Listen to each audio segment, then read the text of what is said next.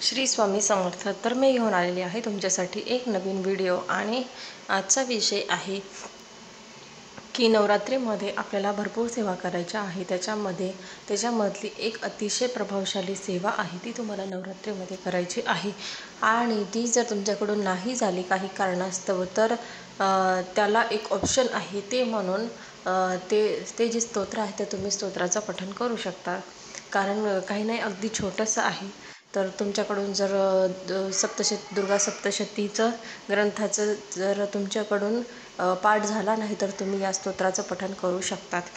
तर व्हिडिओ जर आवडला तर व्हिडिओला लाईक करा, शेअर करा आणि सबस्क्राईब करायला विसरू नका। तर व्हिडिओला सुरुवात करूया। मागच्या काही व्हिडिओमध्ये मी बाकीची माहिती दिलेलीच आहे आणि पुढच्या व्हिडिओमध्ये अजून पुढे खूप काही व्हिडिओ येणार आहेत, त्याच्यामध्ये सुद्धा नवरात्रीविषयी माहिती येणार आहे। तर तुम्हाला नवरात्रीमध्ये खूप काही सेवा करायच्या आहे। त्याच्यामधली अतिशय प्रभावशाली सेवा आहे की दुर्गा सप्तशती पाठ।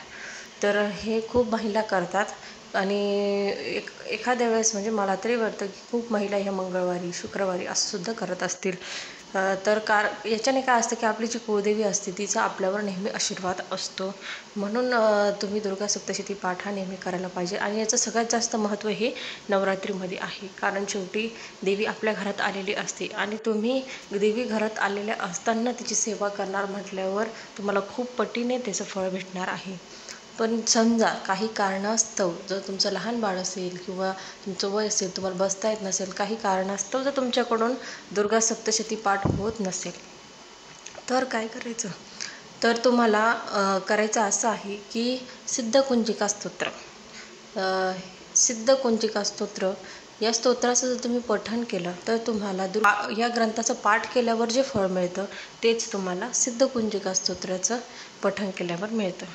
त्याच्यामुळे तुमच्याकडून जर दुर्गा सप्तशती होत नसेल तर तुम्ही सिद्धकुंजिका स्तोत्राचं पठण करू शकता। काही नाही, अगदी सोपं आहे। तर तुम्ही 11 वेळेस म्हणू शकतात, एक वेळेस पण म्हणू शकतात, पण 11 वेळेस अतिशय उत्तम आहे। म्हणून तुम्ही रोज 11 वेळेस सिद्धकुंजिका स्तोत्राचं पठण करा, कारण याने जे तुम्ही दुर्गा सप्तशती केल्यावर जे फळ मिळणार आहे तेच फळ तुम्हाला सिद्धकुंजिका स्तोत्राचं पठण केल्यामुळे मिळणार आहे। तर एक मी थोडंसं तुम्हाला म्हणून दाखवते। शृणुदेवी प्रवक्ष्यामि कुंजिकास्त्रमोत्तमं येन मंत्र प्रभावेन चंडी जापो शुभो भवेत् न कवचं नार्गला सूत्रं किलकन्या रहस्यकं न सुक्तनापि दैनच्च न्यासुच वाचनं कुंजिका पाठ मात्र न दुर्गा पाठ फलं लभेत अतिगुणतर देवी देवनामापि दुर्लभं गोपनीय प्रयत्न स्वयं पार्वती मारण मोहन वश स्तंभनोचाटनादिकं पाठमात्रण संस्थित कुंजिका सूत्रमुत्तमं नमस्ते द्रौपदीने नमस्ते मधुरमर्दिनी नमक्कटभैरणे नमस्ते महिषार्दिनी नमस्ते शुंभांतरेच निशुंभसुरघातिनी जागृतेहि महादेवी जपन सिद्धि कुरुष्वमे एंकारी सृष्टिरूपाय रिंकारी प्रतिपालिका क्लिंकारी कामरूपिणे बीजरूपे नमस्तुते चामुंड चंडघातीचे एकारी वरदायिनी विच्चचाभयदा नित्यनम दांदीदुन दुर्जडपत्नी वाविवं वागदीश्वरी क्रांक्रिंक्रुं कालिका देवी शांची शुमे शुंभकुरु हुंकार रूपिणे जजमादिनी ब्राह्मरीं भ्रूं भैरवी भद्रे भवान्य ते नमो नमः अंकन चंडता पंशन बिंदु नेन विनंशन दिजांग्र त्रोटे दीप्त गुरुकुरु स्वाहा पांपिंभूं पार्वती पूर्णा खांकी हुंकी चर्तता साधसिंसुन सप्तशती देव्य मंत्रसिद्धि कुरुष्वमे इदंतु कुंजिका सूत्रं मंत्र जागृते हेतवे अभक्त नैव दातव्य गोपित रक्ष पार्वती यस्तु कुंजिका देवी हिना सप्तशती पठेत न तश जायते सिद्धरण्य रोदन यथा। तर असं हे आहे सिद्ध कुंजिका स्तोत्र।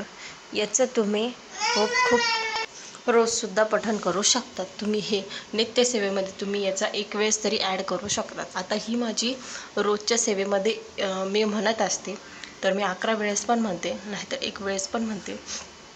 तर हे माझ्या नित्यसेवेमध्ये आहे म्हणून हे माझं पाठ झालेलं आहे। म्हणून माझी सुद्धा इच्छा आहे की तुम्ही नित्यसेवेमध्ये सुद्धा त्याचं पठण करा, कारण खूप प्रभावशाली स्तोत्र आहे हे। तर तुम्ही जर या स्तोत्राचं पठण केलं तर कुळदेवीचा नेहमी तुमच्यावर आशीर्वाद राहील। तुम्हाला हे स्तोत्र गुगलवर लिरिक्समध्ये, त्याच्यानंतर यूट्यूबवर लिरिक्समध्ये भेटून जाऊ। मी डिस्क्रिप्शन बॉक्समध्ये सुद्धा टाकून ठेवते, म्हणजे तुम्हाला जर लागलं तर तुम्ही तिथून पठण करू शकतात। तर अशा या छोट्याशा माहितीसोबत भेटूया पुढच्या व्हिडिओमध्ये। श्री स्वामी समर्थ, जय जय स्वामी समर्थ।